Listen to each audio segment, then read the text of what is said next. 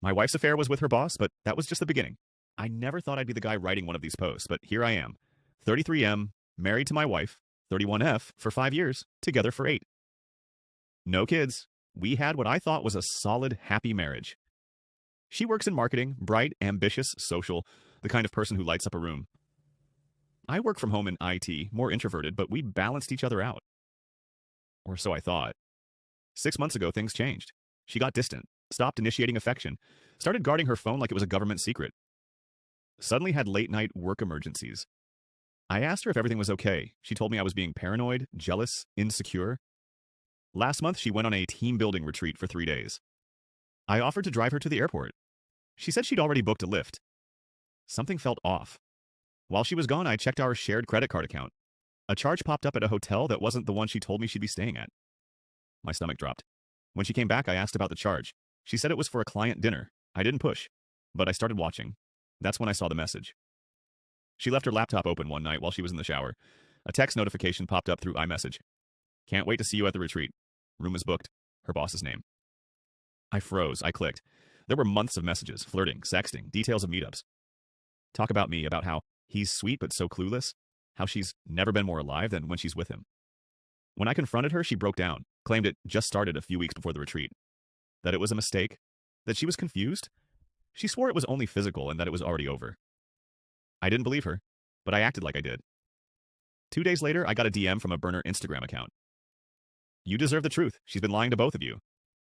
Attached were screenshots, dozens of them, texts between her and her boss going back almost a year, photos, audio clips, and then the real bomb. A message from my wife to her boss. I think he suspects something. I'll just say he's crazy. He always backs down. Honestly, sometimes I wonder if he already knows but doesn't care. Either way, he's too soft to ever leave. I stared at that message for a long time. But the real kicker? In one conversation, she mentions my best friend. Let's call him Jake. He's still close with Jake. I don't think he'd believe me if I told him what Jake did. I'll never say anything unless I have to. I don't know what she meant, but I'm about to find out. Update 1. First off, thank you to everyone who commented, messaged, or just read my original post. Your support has meant more than you know. I've been spiraling, but I'm also more focused than I've ever been. I promised myself I'd find the truth. And I did. Just not the truth I was expecting. If you missed my original post, my wife cheated on me with her boss. I found messages, confronted her, and she lied. Then I got screenshots from an anonymous source proving the affair had been going on much longer. In one of those messages, she mentioned my best friend Jake. Cryptically. So let's talk about Jake. Jake and I have known each other since we were 14. He was the best man at our wedding. He and my wife were never super close, but friendly enough.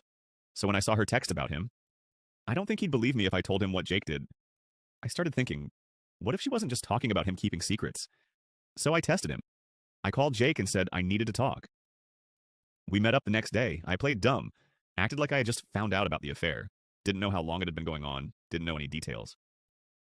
I told him I was thinking about confronting her boss directly. His reaction was off. He looked nervous. He kept asking, "Are you sure that's a good idea? And you don't want to make things worse, man." Not once did he say, "That guy is a piece of shit." Not once did he seem shocked. That night, I created a fake email address and emailed myself a screenshot of a message I made up. In it, I pretended my wife had said Jake helped cover for her. Then I left my phone unlocked while I went to the bathroom, while Jake and I were hanging out the next day. 24 hours later, surprise, surprise, my wife confronted me. She said, "Jake told me you were acting weird. Are you trying to trap me or something?" That confirmed it. Jake had been feeding her information. So I confronted him. He denied everything at first. Then I showed him the fake screenshot and told him I had proof, that I'd sent it to multiple people already. His face turned pale. That's when he cracked. Jake admitted that he'd known about the affair for months. My wife told him she didn't want to hurt me, and he believed it was just a fling and would burn out. He said he didn't want to get involved, didn't want to be the one to blow up my marriage. So he kept quiet, but it gets worse. Before I left, I asked him one last thing. Did something happen between you two, you and her? He didn't answer.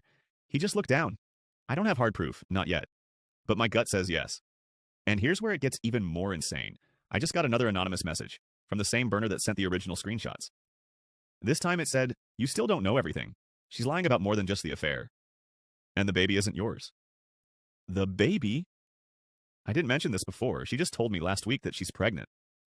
We'd been trying months ago before all of this. I thought maybe it had worked. I almost let myself believe this was a miracle that could bring us back together. Now? Now I don't know anything anymore. Update 2. It's been a few days since my last post. I wanted to wait until I had real answers. Now I do, and I wish I didn't. After the anonymous burner account told me the baby isn't yours, something inside me broke. I'd been holding on to some thread of hope. Maybe she cheated, yes, but maybe we could salvage something, especially with a baby on the way. That hope is gone now. The paternity test. I told my wife I wanted a paternity test, calmly. She got defensive fast, accused me of not trusting her, told me I was being paranoid, letting strangers on the internet poison my mind. I held the line. Eventually she agreed.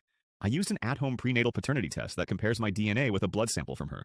It took 5 business days, longest 5 days of my life. The results came back this morning. I am not the father. I read the email 3 times. My vision blurred, my stomach turned to ice, and then I laughed. A hollow, broken kind of laugh. Because of course I'm not. I confronted her again. She didn't deny it. She started crying, saying she was so sorry and confused and didn't know whose it was. Bullshit. The affair with her boss started at least a year ago, and who knows what the hell happened with Jake.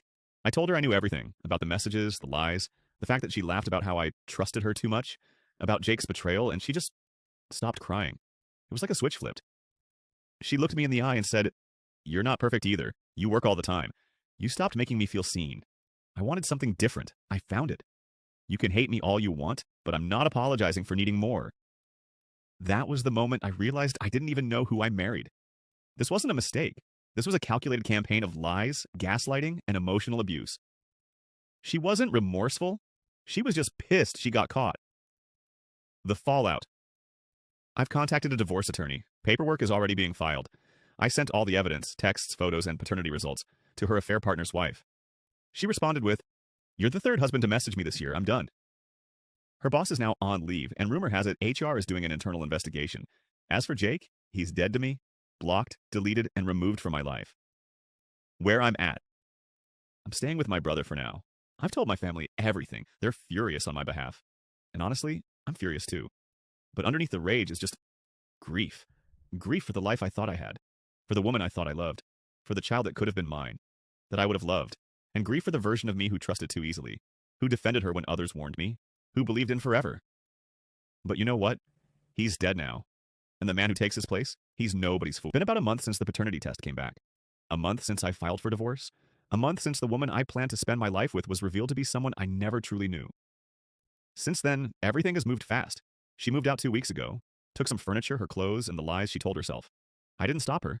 I didn't yell. I didn't cry. I just watched her pack, quiet, like she was moving out of a hotel room instead of the life we built together. We barely spoke. Then last week, I got a text from her. "Can we talk? I've been thinking a lot." Against my better judgment, I said yes. We met in a public place, a coffee shop we used to go to back when we were happy. She looked tired, hollow. She told me the affair was over, that she ended it, that she was going to raise the baby alone. Then she hit me with this. "I know I hurt you, but maybe we could still try again someday. Start over, rebuild. We were good together, weren't we?" For a second, 1 second, I remembered what we used to be.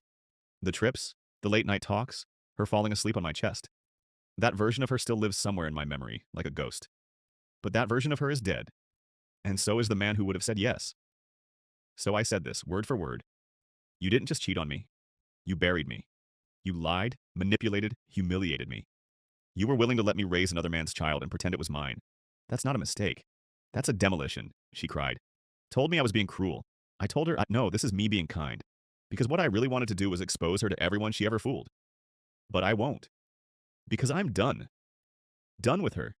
Done with Jake. Done playing the role of the nice guy who forgives. After that, I walked away. Didn't look back. Where I am now. I've started therapy. I'm journaling, lifting again. Spending time with people who actually give a damn about me. I feel stronger every day. Not healed, not yet, but healing. And most importantly, I got my peace back. No more checking phones, no more paranoia, no more pretending. Just the truth, raw and ugly, and the freedom that came with it.